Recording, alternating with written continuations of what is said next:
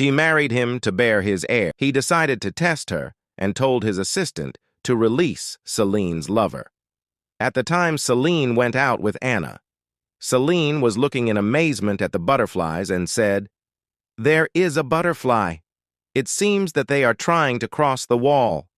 And Anna, "Yes, that's right. As you can see, there are no flowers here. They instinctively try to climb over the castle wall."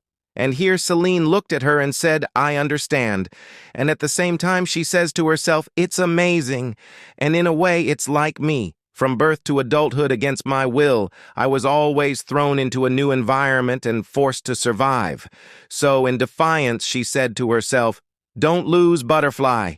You can do it. You and I will be happy in the end." And here she turned behind her and found Paris looking at her. He was shocked and felt tense and approached them. At the time, Celine said to herself, "I thought he was looking at me. But maybe I was imagining things, right?" But Paris was actually looking at her, and here he started saying to himself, "She's an amazing woman. Time flies when I look at you." Then he looked at her and said, "I'm sure the same applies to others too. If you hadn't been sold like that by a man who doesn't deserve to be your father, you would have spent some time with your loved ones. And if you grew up in a noble family, then it would not be strange if you were already married and had children. And I wonder what kind of faces you would whisper your love to the man you love. What if," and here he got angry and said, "Why am I so angry? I want to destroy everything in front of me. How can I kill him in front of her eyes? How can I deal with it so harshly that she doesn't look at him again?" And here Celine was smiling at him while he continued to say to himself, looking at her, if she missed him even a little, even his bones would be ground up and sprinkled as food for wild animals. And here Celine lifted her dress to show him that she was wearing the shoes and smiled at him and said, "Does it fit me well?" And here suddenly the fire of anger that was burning was extinguished, and he looked at her in embarrassment, and Celine shyly said to him, "These are the shoes I bought for myself." And here Paris looked at her and said to himself, "To be honest, although I don't know anything about fashion, dresses and leather shoes don't go together at all, but," and here he asked her and said, "Are they comfortable?" Celine smiled and said to him, "Yes, walking is much easier too. It's beautiful."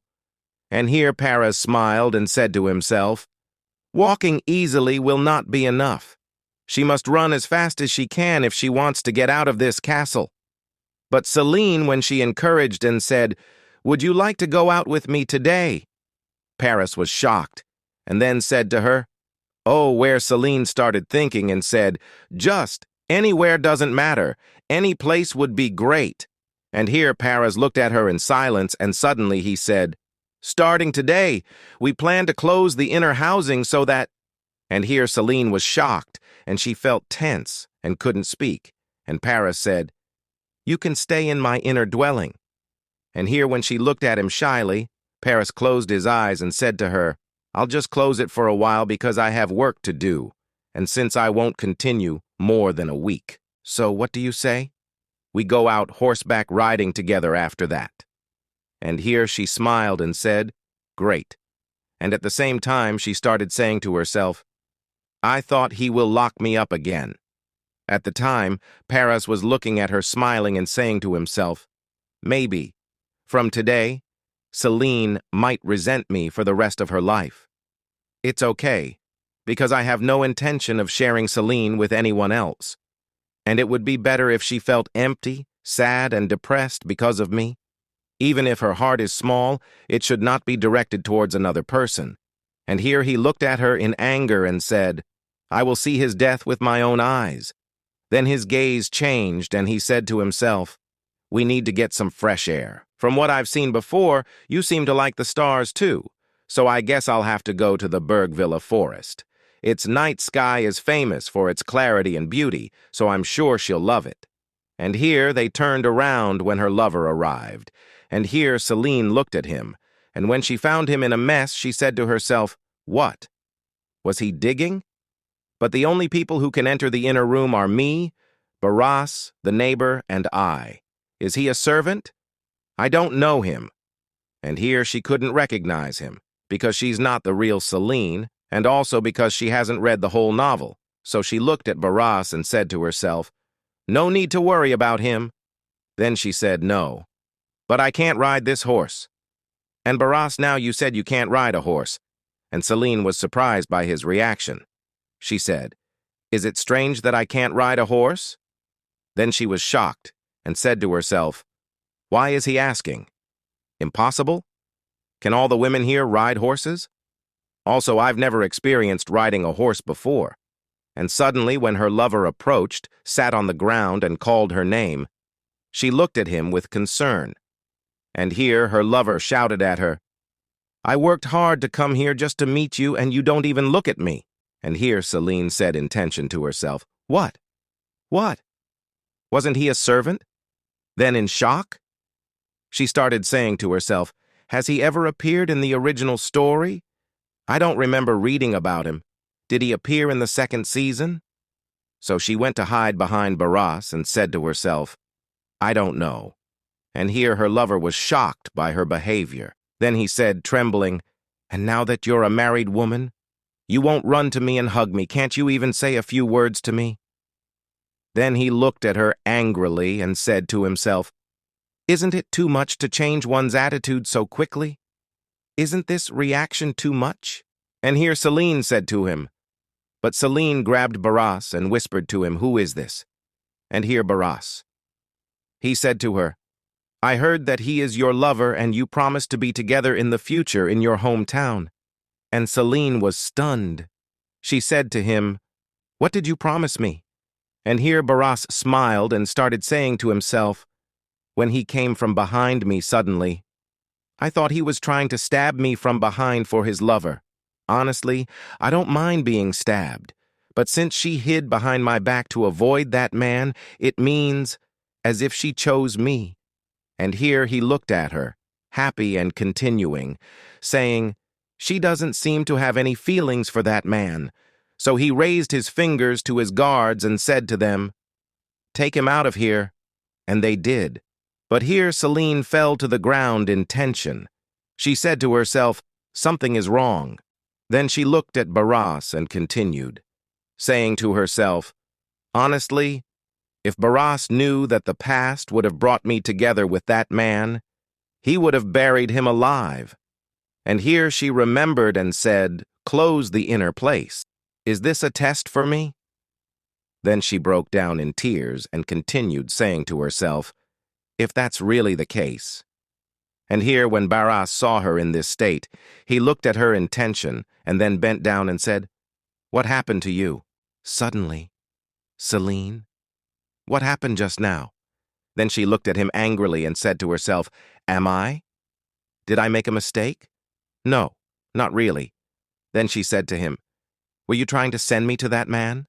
And here Barras said to her, "I never thought of it that way." "But Celine," she said to him angrily, "a lie." And here Barras got angry and started saying to himself, "That's right, it's a lie. He tried to kill her right in front of my eyes."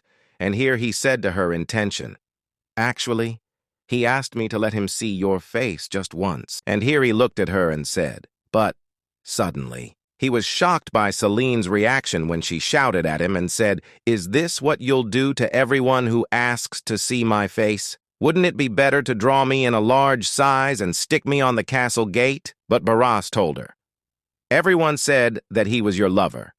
And Celine said to him, "Did you just believe that? And you made me meet him like this, a man I don't even know his identity."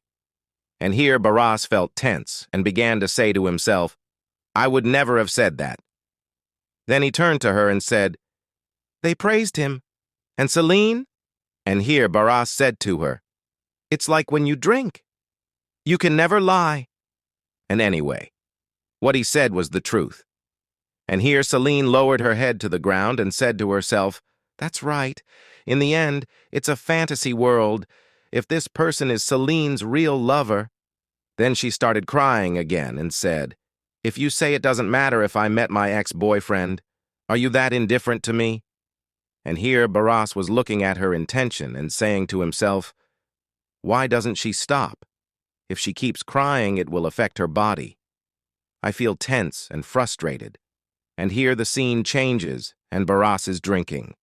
And the assistant looks at him silently, then says to him, "Sir, you have drunk a lot." But Barras tells him to be quiet. And here the neighbor starts looking at him as he drinks and says to himself, "Doesn't this fool know that he has loved Her Majesty for several days? We used to hear screams if he saw him come to the door only.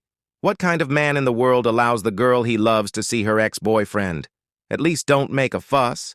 Can't you sit still?" Then he sighed and said, how can his thoughts only go in this negative and violent direction? You're just showing perverted possessiveness. And here he whispers to him, "Sir, they say that Her Majesty is not eating well." And here Barras felt ashamed and said, "If she comes?" He smiled at him and said, "What about bringing some soup to her bedroom?" But Barras looked at him and said angrily, "Do you think I'm a servant?" But he went to her with the soup anyway, and here he began to say to himself in tension, "She didn't eat anything. I don't know where she got the strength to keep crying all day." And he started thinking and saying, what if she cried this way after seeing her ex-boyfriend? It's clear who she's thinking of when she cries the nasty things she says. It's not for that man. It's for me. And here he knocked on her door and said to himself, instead of crying and thinking about that man, I wish she would cry because she was disappointed in me. Then he entered her room with the soup and said, "You should eat something." And here Celine felt embarrassed and covered herself up, then said to him, "Why are you here?"